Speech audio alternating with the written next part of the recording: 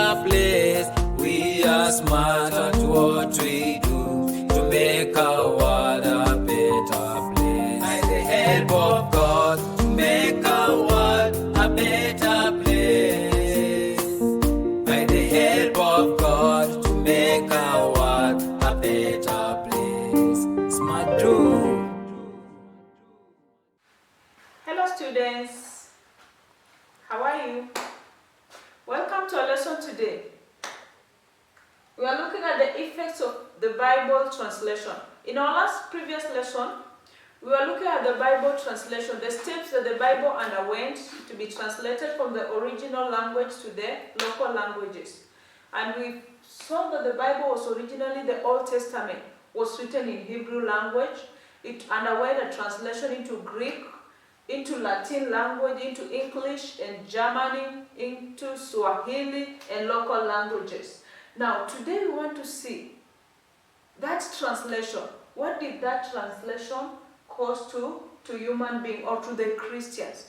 Number one effect of the Bible translation or the importance of the Bible translation. One, it led to the spread of the Word of God. It led to the spread of the Word of God.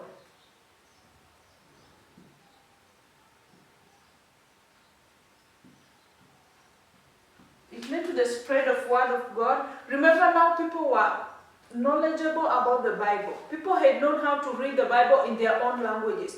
Now people were zealous of having the Bibles and reading them in their own languages, sharing the Word in their own languages. Now it led to the spread of the Word of God. Another thing, it led to the establishment of early churches. Establishment of early churches. Establishment of early churches. The early churches were established. Now, people know they know the truth about the Bible. People can stand in boldly to preach the Word of God. And now, because they were able to preach, they could form groups. And these groups, they grew into churches. Now it led to the development of early churches. Early churches. Another thing, it led to the growth of early schools. The early schools. The early schools grew. As the churches grew, there was also the need for the early schools. Now people have known how to read. They have known how to read the Bible through their local languages. Now through that reading, they could grow into forming the schools. Another thing, it led to the growth of the Bible Society. The Bible Society, the Bible, the place where the translation is being done, it is concerned with the translation of the Bible. It is concerned with anything new concerning the growth of the Bible. Now the Bible Society grew. The local languages grew. Growth of the local languages.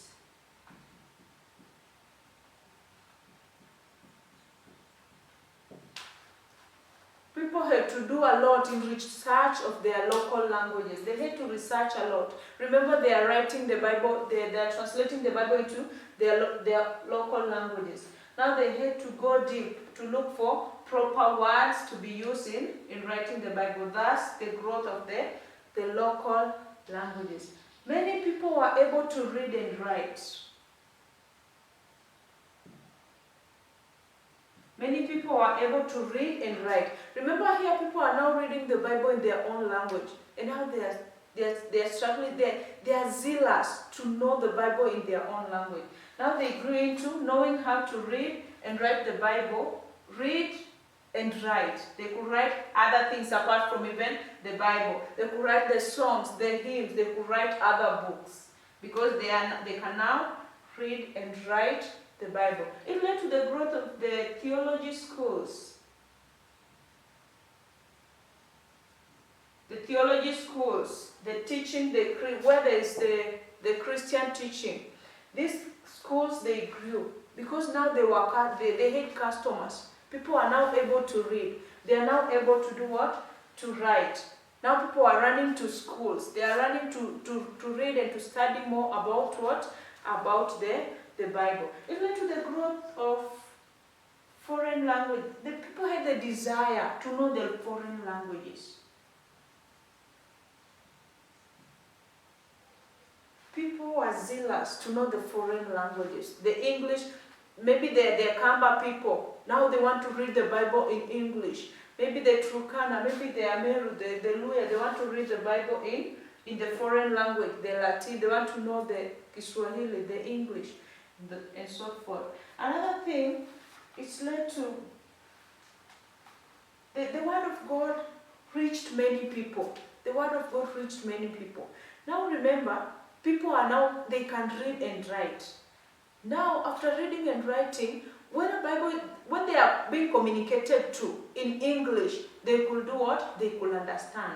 And now the Word of God spread. Somebody can preach from here in English, and another person in the village, maybe in the village in Western, in Kisumu and so forth, they can hear and do what? And understand what another person is doing. Now, the effects of the Bible translation. The translation of the Bible has caused to a lot of things.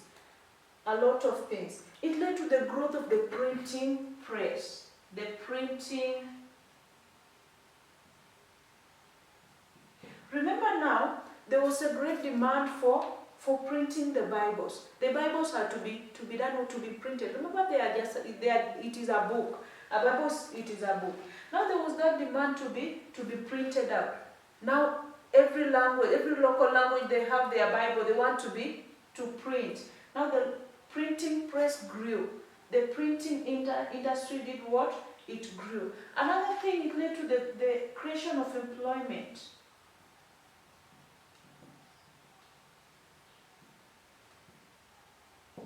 Remember, there is employment in the printing press. There is employment in the theology school. The teachers of theology, they are being paid for doing what? For teaching. The people at the printing press, they are being paid for doing what? For printing out the Bibles. Now, these are some of the few effects of the Bible translation.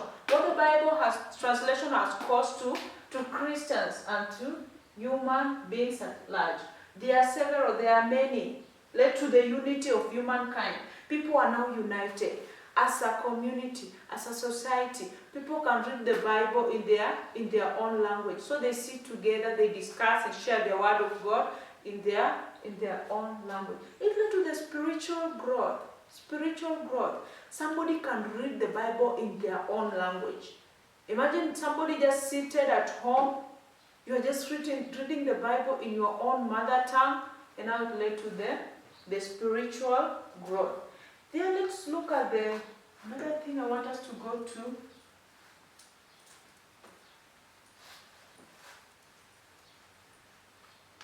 And this is the last, it will bring us to the end of the Bible, the story of the Bible. We are looking at the extra books in the Bible. Extra books in the Bible.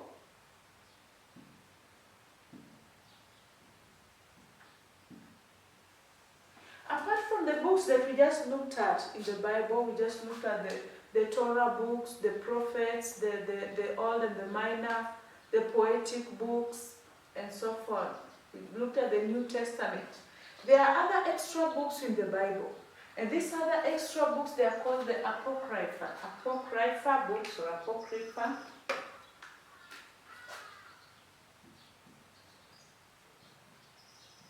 The Apocrypha books. The word Apocrypha means hidden. Apocrypha means hidden.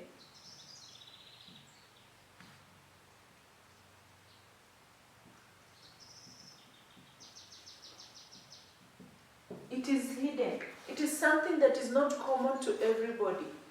The Bible we are using, maybe the Bibles that we have, the versions that we have, the King James, the Jerusalem Bible, the Good News Bible, the Revised Standard Bible, the the Gideon's International, and others. They might not have these hidden books, but these are the hidden books that are accepted by the Catholics. They are mostly used by the Catholics.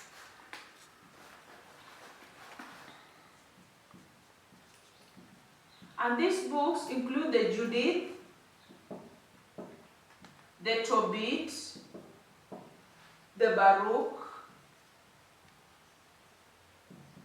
the first and second Maccabees,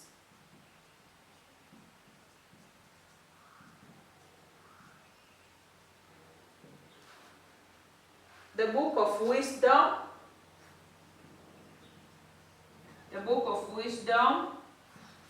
the Ecclesiasticus,